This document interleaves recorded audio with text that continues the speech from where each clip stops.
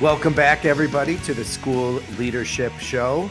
Joining me, as always, co-host Jen David Lang. Hi, Jen. Hi, nice to be here. Good to have you. And we have a very special guest, Karen Gazit. No, I think I made it totally up. You want? No, you perfect. It's perfect. All right, Karen. So Karen is I'm so excited because Karen is the author of The Power of Effective Reading Instruction, How Neuroscience Informs Instruction Across All Grades and Disciplines. And I can't wait to nerd out about science of reading. Now, apparently there's some sort of controversy out there about that has something to do with reading. Karen, have you heard anything about that? First of all, where does this podcast find you? I'm in Albany. Jen, are you in Brooklyn? Still in Brooklyn All always. right, Karen, where are you? So very close, 4 hours away, if not less, in Montreal. Montreal, right up the Northway. We're all like right in line. North. Very much in line. Very much in line. Well, bienvenue et merci. All right. All right, Karen. So why'd you tell us why'd you write this book? And then I guess how it sort of fits into the zeitgeist of the current edition of the Reading Wars. Sounds good. So it's actually the second book that I wrote with Solution Tree. So the first book I wrote was the Teaching with Purpose. And that book is focused on evidence-based practice. And when I finished writing the book, I would say maybe about a year and a half or maybe a year later, I knew I wanted to write another book, and I have a whole bunch of different ideas in my mind, but this was the most prevalent. I teach a course on reading at McGill, a graduate course on reading development and challenges. And each year, it's a graduate course. Most of the students are graduate students. I think this is my 10th year teaching the course. And every semester, whenever I teach the course, it's once a year, the students many of them had done a bachelor's degree in education, a lot of them, will mention that a lot of what we learn in the class is new. And why didn't anybody teach them this before? And why don't they know, why didn't they know before how to teach reading? Like there's actually a way that you teach reading. It just was new to them for many, not all of them, but for many of them, and probably less so now. But certainly I still have students who say, why don't I know this? And I think that was a major reason. The other is that reading is everybody's business, which was going to be the title of the book. Actually, the title of the book was going to be No One's Off the Hook. And we thought that maybe wouldn't be the best title, but nobody really is off the hook. I always say it's not the title, and then I always, claim it as, a critical element. So no teacher is off the hook, because reading is of paramount importance to success in school and for sure, obviously after, post high school. And everybody has a right to learn how to read. And because it's so critical for life in school and after school, I wanted to put down some of the ideas around how kids learn to read, and and use it for my course. So And that that had to surprise you. I bet. Well, it must have stopped surprising you after a while that your graduate students were coming to you without this kind of background knowledge. So why don't we get into it? So talk about, what neuroscience tells us that you've identified about teaching reading, and then maybe a little bit into how that sort of matches up with the current, thinking out there, I guess. so there's no question that there is what you said, like the reading wars, but I think it's important not to look at it like the reading wars, because from all the work that I've done and outstanding researchers, scientists, one of the things that I really want all teachers to know, and I certainly speak about it when I do workshops, is there is a very efficient highway to reading. There isn't 5 or 6 different highways. There is a highway, and that highway for lots of kids has many obstacles. It's not as if we can choose to take one highway or another. We can go east, we can go west, we can go north or south. There is one highway to efficient reading. And given that there is one highway, it is incumbent upon us as educators to make sure that when we teach kids how to read, we teach them the efficient way of becoming proficient readers. And that is very relevant to the neuroscience of reading and so much of the research that has been done. It's not as if you could teach kids to, develop letter to sound correspondence, or you can teach them sight words. Like, that's just not accurate. There really is a pathway to reading, and it's just really important for me that we teach teachers what that efficient pathway is. So what is the efficient pathway? Let's walk down it. So I think one thing that's really important to know is that reading is not natural. Language is. So all we need to do is expose kids to language and they will learn how to read. And like Steven Pinker says, short of, growing up in a barrel, if you are exposed to language, whatever the language is, you will become a proficient speaker. Reading is different. Reading is not natural. There is no, from an evolutionary perspective, there's no part of the brain that is specifically tasked with reading. So the reading brain has to do what's called neurorecycling. So it has to take parts that were earmarked for other things and neuro-recycle them so that they could be used efficiently for reading. So one example of that is recognition of faces. So the recognition of faces, which is extremely important from an evolutionary perspective, had to be fine-tuned for the ability for readers to recognize letters, the important visual aspects of letters. The other thing that's important to keep in mind is there's a specific part of the brain. It's the parietal temporal region of the left hemisphere. And that's the part of the brain that has to do the work in terms of analyzing sound. So initially and the other thing is what the brain has had to do, there's a visual center and there is the language center of the brain, and the part of the brain that analyzes parts like words into their individual sounds. And what has to happen is the individual first has to recognize that there's a word, and that's sort of that back part of the brain. Then the brain has to do its work analyzing that word. So the first thing that kids need to do is to recognize that language is broken into parts. And that's where the brain. So we call that phonological awareness. So it starts the minute the infant is born, because we naturally speak to kids in a high pitch, and we actually separate words into sounds, right? So we might say, ma, me. And what we're doing is we're helping the infant isolate language into its parts. And there are big parts like words in a sentence. There are smaller parts like syllables in a word. Rhyming is critical. So the ability for young kids to recognize a rhyme, and we know that because we read them a rhyming book and they laugh, and eventually they have to be able to generate a rhyme, which means that they recognize that language is broken into parts. And then eventually they have to be able to identify sounds in words, which we call phonemes. So if I were to say, how many sounds do you hear in dog? You need to tell me 3 d, g, so that you could then map each sound on the letter that represents that sound. That's so interesting, this idea that reading it's not natural, right? If we left a baby in the woods, well, they would die for many reasons, but they wouldn't develop reading the same way they would eventually be able to walk or food or other things. Right. So given that there is this strong, you're talking about this strong science base for learning to read, this efficient highway.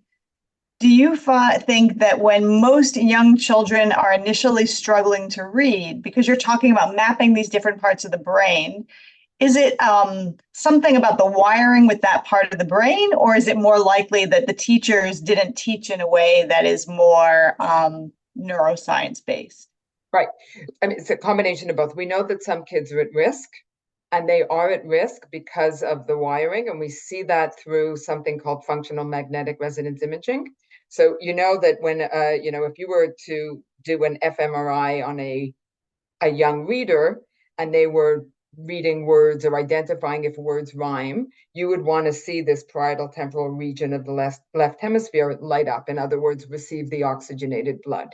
And what you see in poor readers is you actually see parts of the right hemisphere light up.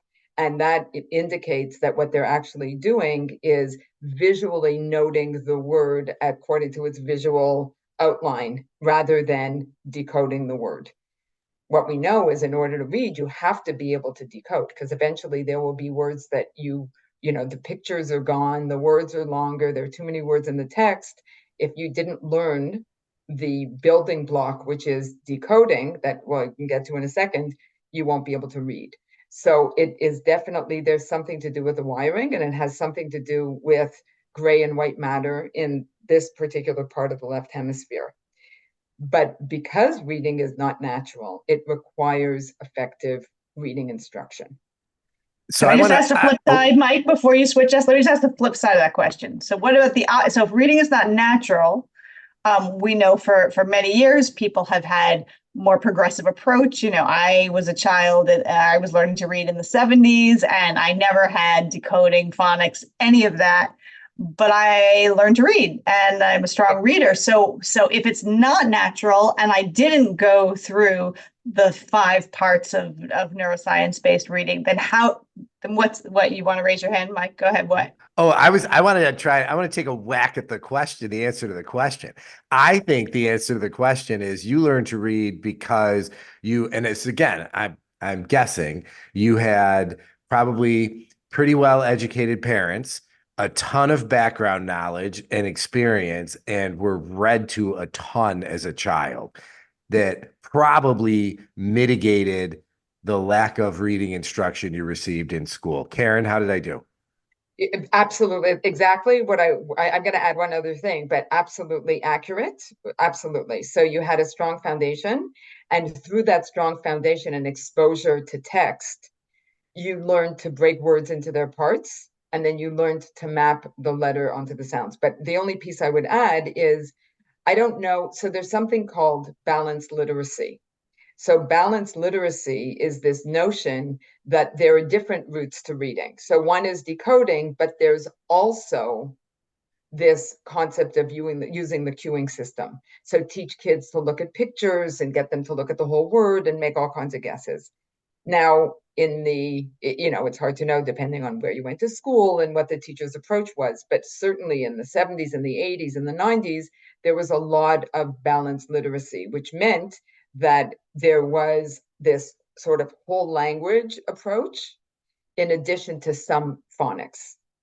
So it's hard to know whether or not there was no phonics instruction. Maybe there was some phonics instruction, but there was also this cueing system. The problem for and that's in addition, Mike, to what you said, because that's absolutely absolutely 100% accurate. The problem with you using balanced literacy is if you're an at-risk reader, which you clearly were not, right? But if you were an at-risk reader where you were looking at the word, it was hard for you to separate words according to their parts and map the letter onto the sound. If somebody said, hey, there's a much easier way to do this, you can use all these guessing cues, look at the picture, look at the visual outline of the word. If decoding was hard for you and there was a much easier way to do this, you would have chosen the easier way, and that would have led to you becoming either a non-reader or somebody who struggles. And there are many kids, I don't know if you're familiar with Sold a Story, the podcast. So yeah, I mean, everyone is, but you hear stories of kids who never learned to read because they either were not taught or there was this balanced literacy approach. And if someone's saying, this is hard for you, but hey, there's a much easier way, you're going to take the easier way. The problem is that easier way will not lead to proficient reading, especially for at-risk kids. Well, Karen, I got to say, so my father started his career as an elementary school teacher and a reading teacher in the late 60s, so like 1968, 1970. And after I listened to the Sold a Story, the podcast, I called him and I said, do you remember this? Like, do you remember? And he said, yeah. He goes, I remember going through the trainings and stuff. I said, well, then what happened? He said, well, we went back to school and taught the kids how to read. Like it was like, yeah, that stuff is nice, but we still got to teach them how to read. Like, and it was just interesting. Absolutely. It was wild to just see that, like, even then, like people knew, like, wait a minute. I don't know. So they did until they didn't. Right. So what do you think? So if this is out here, we know that there is a path, and I get that's where the rub with balanced literacy comes in. Although I want to like balanced literacy because it's balanced, right? But no. And so if we know there's a path and we know there's a way to do this, what's the problem? Karen, are you trying to suck the joy out of reading? Is that what's happening here? So here's the thing, and it's interesting you say that, because balanced literacy and a lot of ineffective teaching practices came as a result, let's say something called the expert blind spot, to a certain degree. So the expert blind spot is the assumption that because you do something well, others do as well, right? So if you're a good mathematician, so are your kids, right? If, reading is easy for you, if, learning history and dates is easy for you, you're going to assume that it's easy for your students as well. So that's the expert blind spot. The problem is that the reason why whole language and balanced literacy to a large extent came to be was the adult putting their adult brain onto a child. So reading is not boring for a 6-year-old. Decoding is not boring for a 6-year-old. You're opening up a world where kids are going, wow, this is so cool. Like there's a code and I'm learning to figure it out. It's boring for adults because adults are proficient readers, especially the ones who have spent a career in reading or in English language arts. So it isn't boring, right? The only way that you could eventually gain joy from reading, not listening to text, but from reading, is to develop proficiency. So it's just the opposite. If we don't give kids the tool, that we deny them of the joy that they could eventually reap from actually becoming proficient readers. So it's not boring for kids. They're 6, 7, 8 years old. Like, this is really cool, right? It's a puzzle that they're learning to figure out. It's so Let me play the devil's advocate here as someone who does still believe in a lot of, the other side of the reading debate. So obviously, let's take math, right? Math. Mike and I love math. We've both been math teachers. I was also an upper level English teacher, not elementary, but we were both math teachers, right? So let's say we say, well, the only thing we have to do is demystify and teach the kids, the steps to the math problems or the concepts behind them, and then they're going to like it. And we know there's going to be kids who don't like math, right? So we may think that you can only have joy from proficiency, say you teach them, phonics, decoding, all of that. But there are going to be some kids who, whether they're like me or not, or for whatever reason, they don't find joy from that. And so where's the part where, you try, kids interested in basketball, so you connect them with books about basketball, or, you make sure that the books you're introducing. Yeah. So where is that part? So there's a couple of different things. Yeah.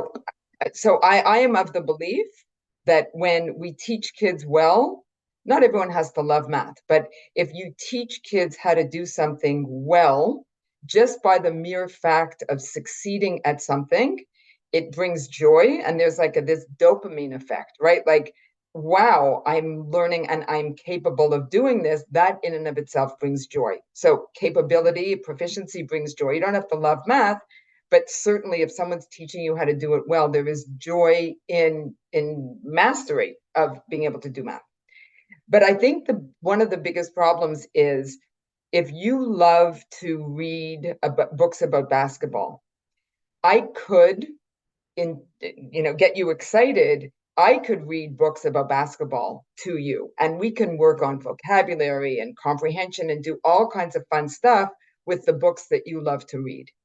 If I give you a book, now, if you love basketball, I would love to give you a book about basketball, but it has to be a book where the letters in the words that you're reading are letters that you've already learned. If I give you, if you are an at-risk reader or a new reader, okay, let's say a new reader at risk or an older reader at risk, a new reader not at risk or an older reader at risk. If I give you a book about basketball and you have not learned the sounds and the letter decoding, so the sound letter mapping, I haven't taught that to you yet. But here I'm giving you this word and you're reading words like basketball that you can't decode. And you're trying to read that word, and I say to you, just look at the picture. Now, because you're an at-risk reader, you have a proclivity to guess at words. That's your natural proclivity to guess at words. Now I'm saying, look at the picture and guess at the word. And you're going, oh, this is reading? Cool. And you say basketball. Now I have given you the fake belief that reading is a guessing game. And it could not be further from what reading is. Now, I'll give you another statistic. If you're not reading by the end of grade 3, there's a 75% chance that you will never become a proficient reader. And I mean, I see that all over the place. Not because you can't learn how to read, but because reading instruction ends by the end of grade 2, maybe a little bit in grade 3. Reading instruction, so you learn to read and then you read to learn. Reading instruction ends.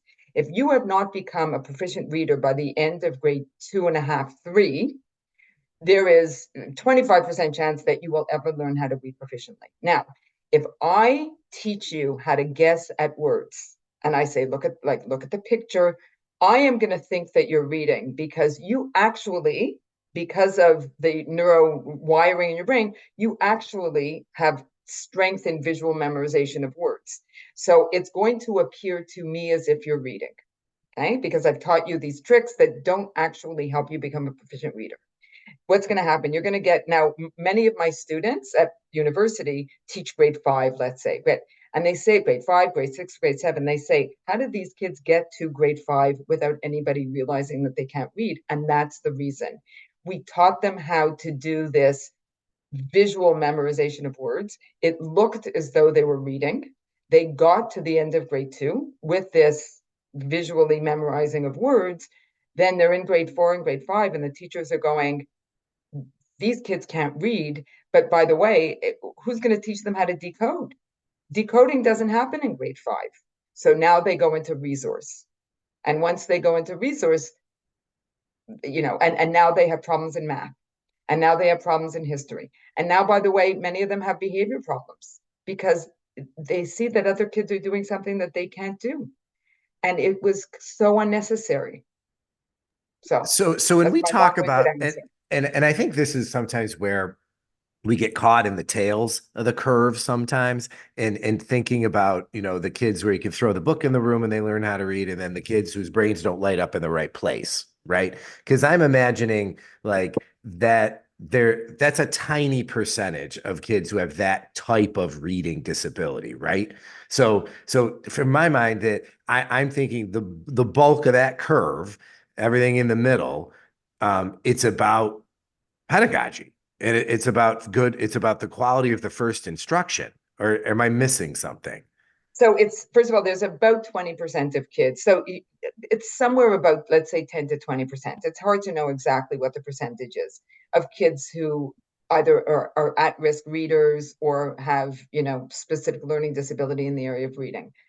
But the most important thing, and that is probably why I wrote the book and the other book, which is, evidence-based practice. The most important thing we can do for all kids is teach them well from the get-go. We have to make sure from the time they are entering school, it could be preschool, kindergarten. You spoke earlier, Jen, about print concepts. We have to focus on print concepts. We have to read them. We have to focus a lot on phonological awareness. And in kindergarten, heavy focus on phonemic awareness, which is the individual sound. So what you're saying is so important in the sense of it really, there's nothing more important than good instruction. And good instruction helps all kids. And then, of course, we do assessments called universal screenings early on so that we are able to identify kids who are at risk and not reaching benchmark. And then we help those kids early. So we sort of mentioned this before in terms of, the expert bias and, you know, I think we can talk about change theory forever if we want. But what do you think is in the way? Like what is if we have science, if we have effective practices that have been identified, why isn't there more widespread adoption and use? Is it is it a matter of people don't believe it, people don't think it'll be successful in their context? What all of the above? What's keeping us from moving forward? It's 2024 for crying out loud. Great questions. So a whole bunch of different reasons. So, where do we start? But we'll start with the bottleneck. So the bottleneck is the bottleneck between research and practice. We know way more that has worked its way into the classroom. There is so much research out there on how kids learn how to read, and very, very convincing evidence by outstanding researchers. It's just this bottleneck between what is in the research and what has worked its way into the classroom. So that's one. A lot of teachers just don't have access, either because they just don't have access to it. It's hard to get hold of the research, or it's written in a way that is not conducive to teachers knowing what to do with all this stuff. So it's written in, very research prose as opposed to practical, this is what you do about it. So the bottleneck is one issue. Another problem is, professional development. So we have to invest. I am a huge advocate in the role of the leader in a school. I have never seen an effective leader in a poorly functioning school, ever. It just doesn't exist. Good leaders lead to good schools, right? And if leaders can't make changes in schools, they usually don't stay and go to places where they can make, effective change. So the role of the leader, and the role of the leader is important in so many different ways, but it's important in professional development. So you set a vision, and the vision, could be 80% of kids are going to be effective without additional intervention.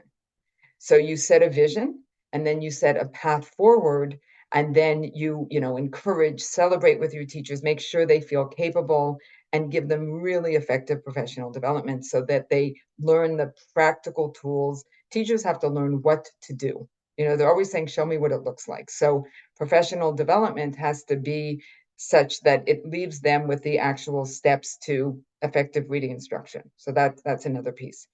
And then I guess, probably many, but I'll say the third reason where, the obstacle exists is if I have been doing something for a very, very long time, and you're coming to me and you're saying what you've been doing is no longer effective. It's very scary for teachers, just like it's scary for kids. If somebody comes and says, as a student, like, stop doing this. Well, I've been doing this for a very long time. Now you're telling me I need to add differently. I don't know what that looks like. It's a very scary thing. So when we say to teachers, everything you've been doing is wrong, it's very scary because you're going to a new place, but you don't maybe have the tools. And there's nothing worse for teachers, I think. I mean, there's many things that could be worse, maybe, but going in front of your students as though you now have to learn something completely differently, but you're doing it in front of students, that sense of efficacy is critical. So I have to feel, number one, that I have the tools and that I have the capacity to teach kids how to read. And then that collaborative efficacy is key, so that we work as a team in our school, and together we use evidence-based practice to teach kids how to read. So I think those are the three primary reasons. And I'm glad, Karen, that you outlined those, because the bulk of our audience for this podcast are school and district-based leaders. And so, I think we all get great new ideas about what to do in schools, but to understand the obstacles. So for any leaders who want to introduce more of a science-based approach to the teaching of reading, to understand, one, that bottleneck between, research and what teachers are getting, help to translate that research. That's what I try to do with the main idea. That's what Mike and I try to do with the podcast. And then to really think through the professional learning and having a very clear goal, like you said, the primary instruction, 80% of students will be effective without additional instruction. Have a very clear goal and communicate that well, and then make sure your teachers are prepared to do that. And then understand that change involves emotions. Right? It doesn't matter if one approach will be more effective than another if we're going to ignore the emotions. So we have to allow teachers to say goodbye to what they know. We have to allow them to fail, to experiment. We have to have a forum to discuss this and try to be a little less top down. So I think that, I just want to highlight those areas, since we have to let kids, we have to let teachers fail and celebrate that. Like, wow, like you're trying something new.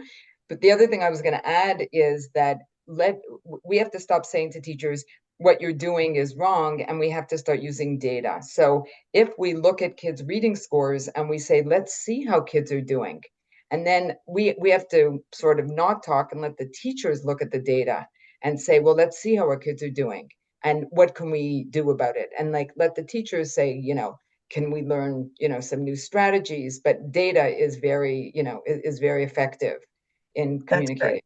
Yeah, that reminds me, John Hattie always says, know thy impact. So even though he shares research-based practices, it's different in every school and every classroom. So you have to do something new and then examine the impact of what you do with data. Absolutely. And yeah, go ahead. Go ahead. No, you go. I was going to wrap it up, Jen, but if you had another question. No, because I knew you were going to wrap it up. So that's why I want to make sure Karen talks about. So this has been very elementary focused, but what can you tell us? In your book, you say all teachers are reading teachers. So what can you tell us about middle and high school ELA and English teachers, as well as other content area teachers? What is their responsibility? You opened the podcast by saying that everyone has a right to learn and reading is everyone's business. So tell us what this means for all those other middle and high school teachers, please. Absolutely. Absolutely. So if you look at the big five, so let's say there's professional development, or there's work that you do with elementary school teachers that focuses very much on the phonemic awareness phonics piece. As you move into the upper grades, you're working, very, in a very focused way. Vocabulary is critical, but that's critical from the time, the infant is born. But certainly vocabulary and tier 2, 3 vocabulary, which means higher level vocabulary related to academic areas or general academic language, like cause and effect, all the language that students need to know to be successful in their science and their history. So vocabulary has to be taught. And 16 is a critical number. So you need 16 exposures to a word to develop proficiency and be able to use that word and understand it. So that's very important.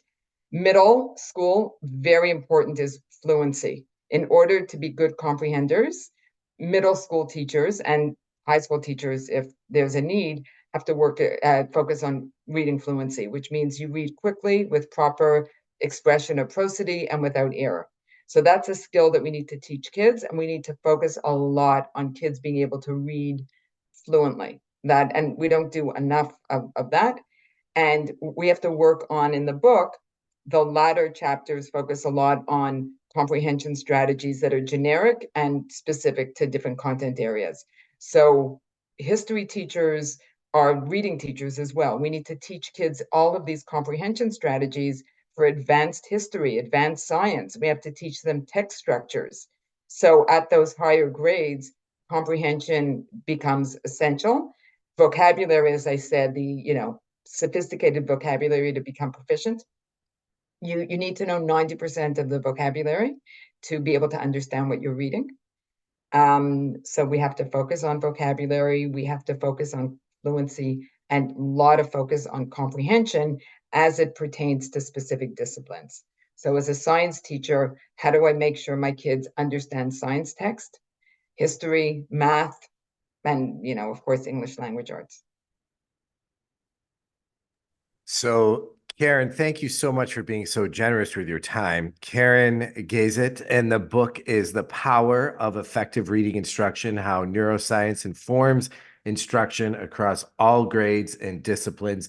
Karen, thank you so much for putting this book out there and for, again, being generous with your time and engaging in a lively discussion about what we're hoping becomes settled pedagogy here pretty soon. And I do feel like I can't let you go without asking, do you watch or have you watched the TV show Letterkenny?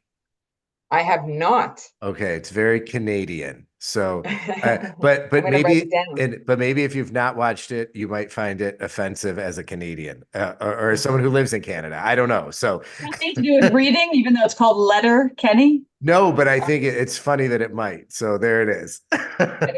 Thank you. I've written it down. There you go. All right. Well, thank you so much. This was a great conversation. I could talk about this forever. So thank you both. Thanks for listening to this episode of the School Leadership Show, a podcast for aspiring and practicing school leaders. Send your comments, questions, and show ideas to me, Mike, at schoolleadershipshow.com. And please consider rating the podcast in iTunes and leaving a comment. And definitely pass the show along to your colleagues.